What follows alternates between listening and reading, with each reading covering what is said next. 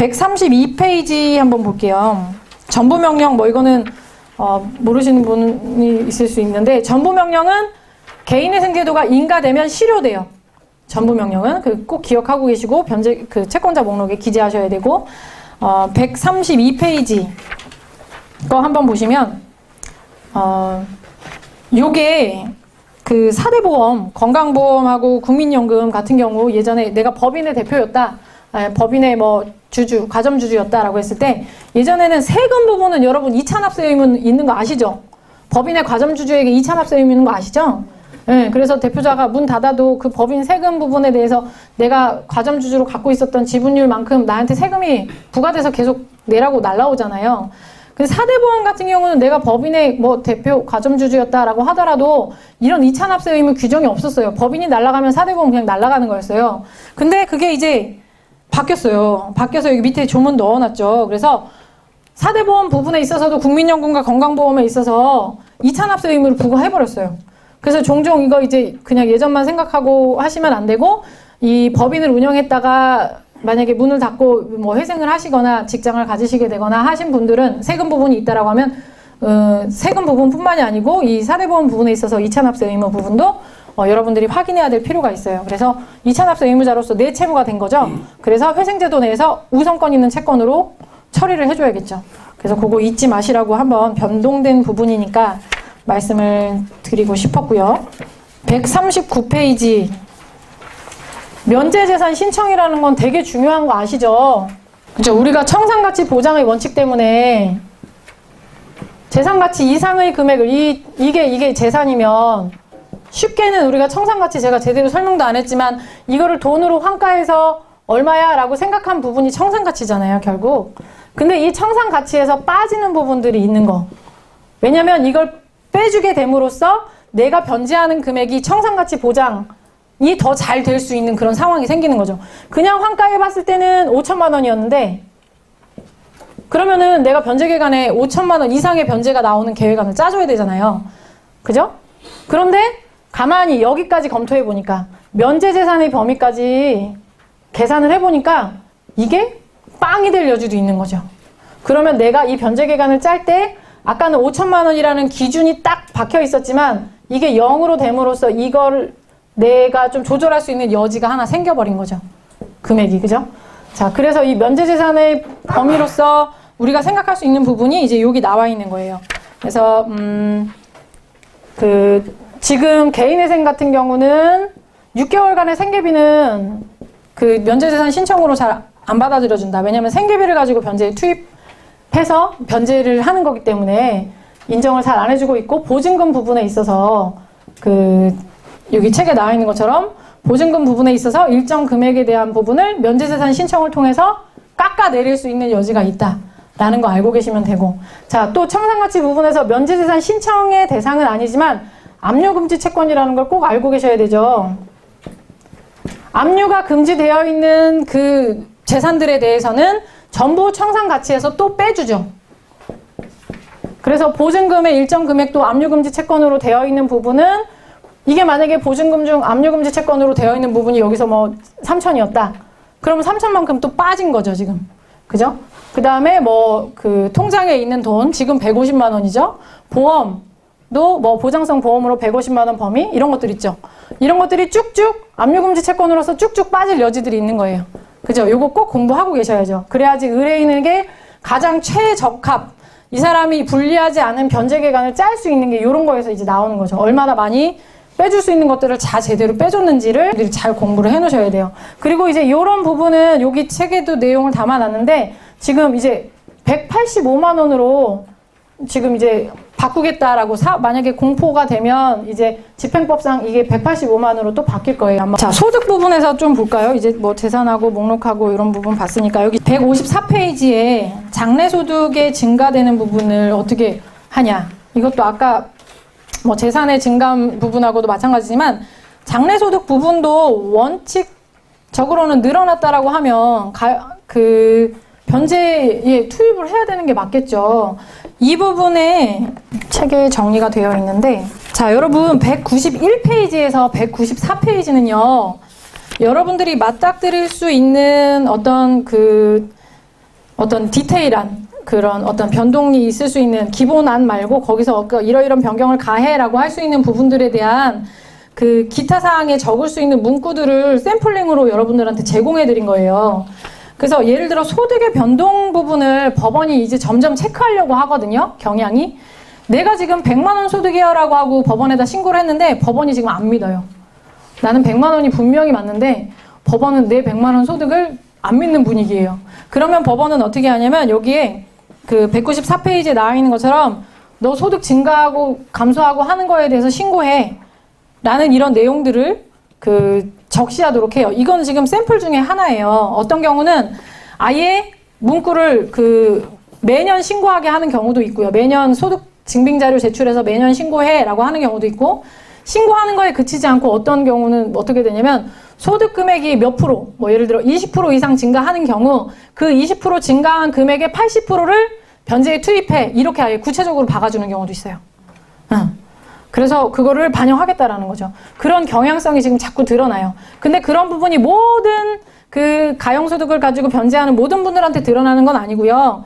소득이 너무 저렴해, 너무 이상하게 이 정도 소득은 아닐 것 같은데 라고 생각되는 부분들은 그런 얘기를 좀 해주셔야 돼요. 아, 이 소득 부분에 대해서 매년 법원이 심사를 해서 변경을 가하려고 할 수 있다라는 걸 생각하셔야 되고, 또 좀 젊은데 소득이 낮은 분들, 그죠? 연세가 좀 많이 있으신데 낮은 분들은 좀 그런 경향이 좀 또 떨어져요.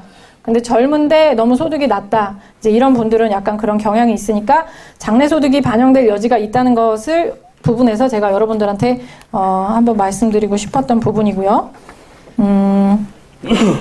뭐 정년이 임박한 경우, 정년이 임박해도 정년까지 받는 월급을 가지고 변제기간 짜고 정년 이후에 연금 나오잖아요. 그걸로 또 그 소득으로 변경된 소득으로 두 개도 짜서 낼 수 있어요. 그래서 3년 채우시는 변제기간 만드실 수 있고요. 나이 많으신 분들은 그렇게도 많이 하시고, 또는 뭐 연금이 적다라고 하면 사실 퇴직할 때까지 좀 버티시고, 퇴직하신 이후에 적은 월급으로는, 연금으로는 어떻게 보면 생계비밖에 안 될 수 있거든요. 그런 다음에 이제 파산의 여건이 되시면 그런 분들은 조금 버티다가 파산을 생각해 보셔라 라고 얘기할 수도 있겠죠. 그래서 그런 여지를 좀 발휘하시면 좋을 것 같고, 156페이지에 보시면 이게 책을 쓰는 게 되게 위험한 게, 156페이지 보면 배우자의 사업장에서 일하는 경우, 이제 또는 배우자와 함께 이렇게 같은 업장에서 이렇게 일하는 경우, 이제 이런 거에 대해서 이제 책에서 간단하게 얘기를 하다 보니까, 경험이 없는 상태에서 책을 보고 이제 일을 하시다 보면 상담을 잘못하는 경우가, 배우자가 이제 내 직장에서 일을 하는데 그랬을 경우에 이 배우자를 뭐 부양가족으로 인정받지 못한다든지, 아니면 뭐 그 직원으로 인정을 나는 받고 싶은데 그 배우자를 그렇게 인정을 못 받는 거 아니냐, 그리고 내 부양가족으로만 인정받아야 되는 거 아니냐, 이제 책을 잘못 읽다 보면 그렇게 느끼시는 분들이 있나 봐요. 근데 그거는 실질적으로 이 배우자에게 급여가 정말 정당하게 지급되고, 그냥 통상적인 직원들하고 마찬가지로 이렇게 볼 수 있는 상황이 충분히 되면 직원으로 그냥 인정하셔도 돼요. 직원으로 인정하셔도 되고, 또는 그게 아니고 그냥 영세한 규모에서 와이프랑 같이 이렇게 사업을 운영한다라고 하면, 와이프가 내 사업장에서 일을 하고 있지만 그냥 내 부양가족으로 인정되고, 이 사람은 그냥 뭐 부양가족으로만 인정이 되고 소득이 있거나 이런 부분에서는 빼셔도 되는 거죠. 그래서 그걸 잘 살펴봐야 돼요. 유두리 있게. 꼭 어떤 경우 된다 안 된다 이렇게 얘기하시면 안 되고, 그 상황이 이제 어떤지, 정말 급여자로서 와이프가 여기 조력을 했고 월급을 정당하게 신고를 했고 뭐 사무실에서 어떤 역할을 하고 있고, 이런 것들을 이제 면밀히 보셔야겠죠. 그래서 그런 것들을 좀 질문하시는 분이 있어서 말씀을 드렸고요. 여기에 보면 뭐 택시기사라든지 보험설계사 뭐 이런 것들에 대해서 조금 특이한 사항들이 있는 것들을 멘트로 넣어놨으니까요. 여러분들이 그런 것들이 있을 때, 아, 이런 내용이 여기 있었으니까 한번 참고해 봐야지 라고 생각하시면 되고, 160페이지 한번 볼게요. 생계비라는 부분을 여러분 뭐 처음 들으신 부분들은 159페이지에 보면, 아까 그럼 소득에서 생계비를 빼고 나머지를 변제에 투입한다고 했는데, 생계비는 뭐야? 이건 법원이 그냥 픽스하고 있죠. 법원이 픽스하고 있습니다. 그 픽스된 금액은 159페이지에 나와 있죠. 공제할 수 있는 픽스 금액은 159페이지에 2019년은 뭐 얼마 이렇게 쭉 1인 얼마, 2인 얼마, 3인 얼마 이렇게 쭉 나와 있죠. 이 금액을 기본적으로 공제하는 부분에 있어서는 이게 법원이 정한 거기 때문에 여기까지는 소명 자료가 필요 없다. 그죠? 근데 만약에 이 금액을 넘는 금액에 내가 생계비가 필요할 수 있어요. 그죠? 그때에는 그 부분에 대해서는 소명 자료를 넣어야 된다. 라는 기준을 가지고 계시면 되고, 이 생계비 금액에 못 미치는 금액을 내가 생계비로 주장하는 거 가능해요? 안 돼요? 가능하죠. 생계비는 나 지금 1인 가구 100만 원인데 나는 70만 원 갖고 쓸 수 있습니다. 그리고 나머지 30만 원 부분 변제에 투입할게요. 돼요. 청산가치 보장을 맞추려면 어차피 생계비를 줄여야 될 수 있는 경우가 생길 수 있어요. 근데 어떤 분은 이 100만 원이 끝이라는 생각으로 뭐 이렇게 잘못 판단을 해서 말씀해 주시는 경우가 있는데, 그렇지 않고 이거 조절할 수 있는 부분이라고 생각을 하고 계시면 되고요. 그리고 추가 생계비 부분에 있어서 요즘 이제 어느 순간부터 몇 년 전부터 월세가 없는 그 전세가 없잖아요. 전세라고 하면 사람들이 다 상담할 때 화내요. 아니 전세 아니에요. 월세예요. 라고 명확하게 얘기하시거든요. 전세가 없어요. 요즘. 그럼 이제 월세라는 부분을 예전에는 한 몇 년, 한 뭐 3년 이렇게 전만 해도 그건 당연히 누구나 내는 거다라고 생각을 했는지 몰라도 이걸 그냥 기본 생계비 안에서 법원이 자꾸 생각을 했단 말이에요. 예를 들어 1인 가구 100만 원이면 월세 나 한 달에 30만 원 내고 있는데요 라고 하면 이 30만 원을 추가 생계비로 생각을 안 하는 거예요. 남들도 다 월세 내. 너 이 100만 원 범위 내에서 30만 원 내는 거 당연해. 그래서 추가 생계비 인정 안 했어요. 근데 요즘은 월세 안 내는 사람이 없고 이것 때문에 너무 뭐 자꾸 말들이 많아지고 이런 것들이 있으니까 이제 추가 생계비로 월세 부분은 이제 기초적으로 아까 공제한 생계비 말고 그 추가 생계비 부분으로 임대차 계약서에 월세 얼마 나와 있잖아요. 그죠? 그 부분으로서 추가적으로 조금 더 공제해 주려는 그런 경향성이 나타나고 있어요. 그래서 기준이 뭐 여기 이렇게 나와 있긴 하지만 이건 그냥 이 기준을 지키는 법원은 아무도 없어요. 그냥 그 회생위원이 봤을 때 뭐 가족의 수라든지 지금 사는 규모, 그러니까 규모가 예를 들어 이 정도 집에 안 살아도 될 것 같은데 막 한 달에 월세를 막 100만 원, 막 150만 원씩 내고 지금 집을 줄여 가야 될 것 같은데 그런 느낌이 드는 경우 있거든요. 그럼 이런 기준 따를 필요가 없는 거죠. 회생위원이 생각하는 이 사람의 소득에서 적절한 월세 금액까지만 추가 생계비로 인정을 해줘요. 그래서 뭐 어떤 경우에는 소득의 10%만 인정하겠다라든지 뭐 소득의 뭐 20%까지는 인정하겠다라든지 이런 약간 조율의 여지가 있어요. 다만 지방에 가시는 분들은 지방은 좀 여지가 많지가 않아요. 지방은 아직도 굉장히 보수적으로 판단을 해서 월세 부분을 추가 생계비로 인정한다는 개념이 아직 많이 박혀 있지가 않아요. 그래서 그런 부분은 미리 여지를 가지고 상담을 하시면 좋을 것 같아서 여러분들한테 말씀을 드리는 거고, 그리고 보시면 이제 부양가족 수를 계산할 때 161페이지에 보시면 뭐 미성년자인 경우, 그 다음에 부모님에 대해서는 예전엔 60세 이상 부모님 소득이 없는 경우에 부양가족으로 인정해줬다면 지금 얼마 전에 뉴스에서 뭐 65세가 뭐 근로 가능한 연령 막 이거 뭐 나오고 그랬잖아요. 그거하고 맞닿아 있는지 몰라도 아무튼 법원도 지금 슬슬 65세를 기준으로 판단을 하고 있어요. 그래서 60세 이상 넘은 소득이 없는 부모를 내가 모시고 있다 하더라도 부양가족으로 인정 안 해주려고 하는 거죠. 근로가능 연령으로 봐서 65세를 기준으로 여러분들이 이제 잠정적으로는 좀 파악하셔야 되는 부분이고, 65세 넘고 소득이 없어야 내 부양가족으로 인정 여지 있고, 여기서 또 한 단계 부모는 더 들어가죠. 너 형제가 몇이야? 셋인데요? 네가 반드시 모셔야 돼? 라는 거 역으로 소명하도록 하는 경우 굉장히 많아요. 가뜩이나 힘든 상황인데 나머지 형제들이 모셔야지 왜 당신이 꼭 모셔야 되냐? 그거에 대해서 역으로 소명해라 라고 해서 형제들의 소득에 대한 증빙자료, 재산에 대한 증빙자료를 요구하는 경우가 많아요. 그래서 오랜 기간 같이 거주했는데도 불구하고 뭐 내가 좀 형제들이 잘 살고 있거나 그런 경우에는 좀 인정받기 어려운 여지들이 있으니까 그런 것들 어떻게 미리 상담하실 때 그런 것까지도 부모님 모시고 계시다라고 하면 그런 부분도 꼭 상담에 넣으셔서 변제 금액이 변동될 수 있다는 여지를 꼭 두셔야 됩니다.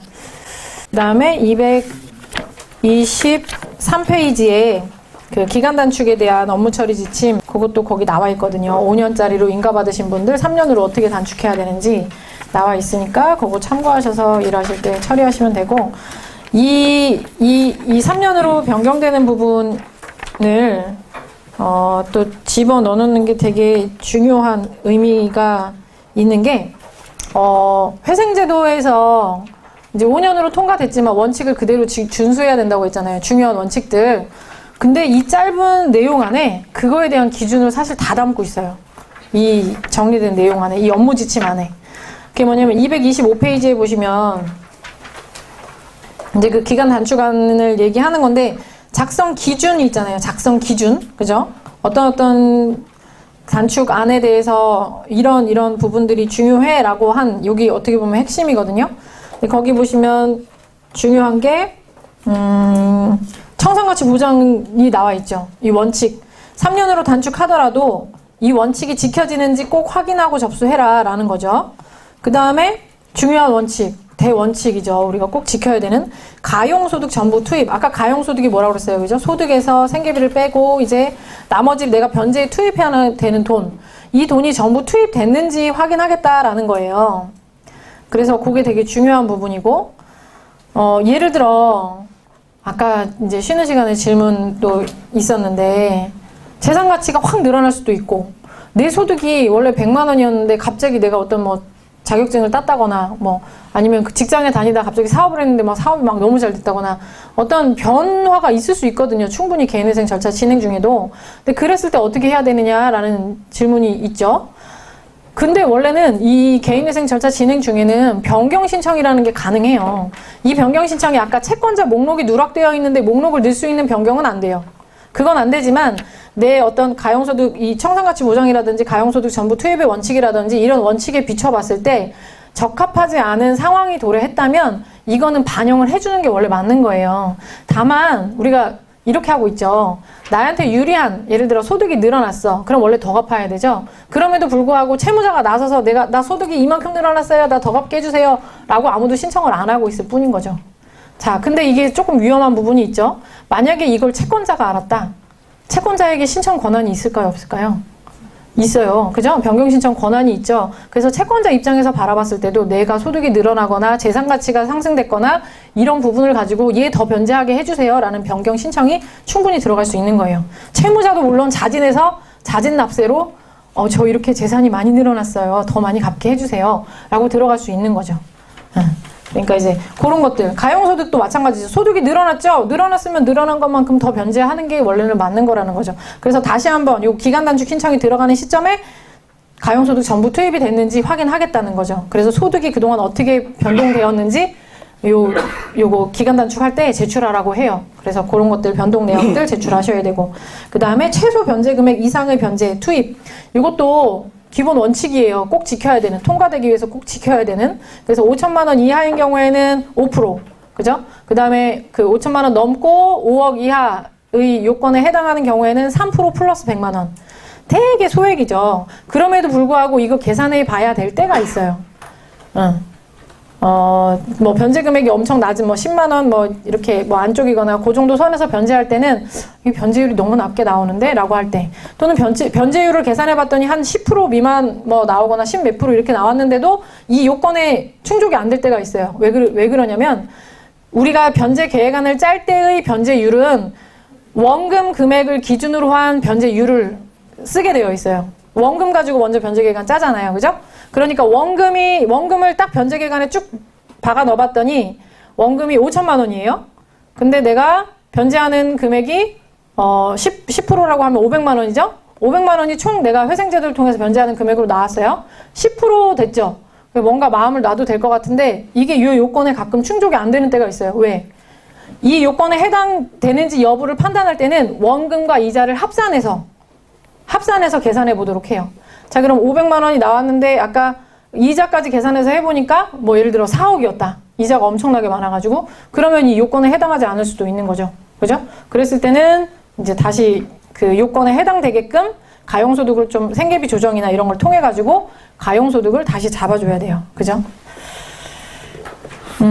그래서 요 원칙을 우리가 하나하나 공부할 시간이 없는데 어떻게 보면 요 225페이지에 나와 있는 기간 단축 안을 통해서 기본적으로 우리가 처음에 신청할 때도 이 요건을 반드시 구비해줘야 되고 그 다음에 나중에 기간이 단축될 때도 이 요건은 무조건 구비해줘야 된다라는 걸 여러분들이 생각하시면 되고요.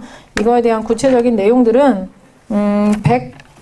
171페이지 이후부터 중요한 대원칙들이 나와 있어요. 변제 계획안을 짜는 데 있어서 171페이지에 청산가치 보장의 원칙이라는 부분 나와 있고, 그 다음에 우리가 현재가치 계산하는 뭐 방법이라든지 그걸 통해서 현재가치와 청산가치 비교하는 것들 반드시 알고 계셔야 되는 거고, 그 다음에 174페이지에 가용소득 전부 투입의 원칙 이거 지켜라 라는 내용 나와 있는 거고, 최저 변제가 조금 전에 말씀드린 그것도 175페이지에 그 금액이 어떻게 계산돼 라는 부분이 그 박스 안에다 넣어놨죠.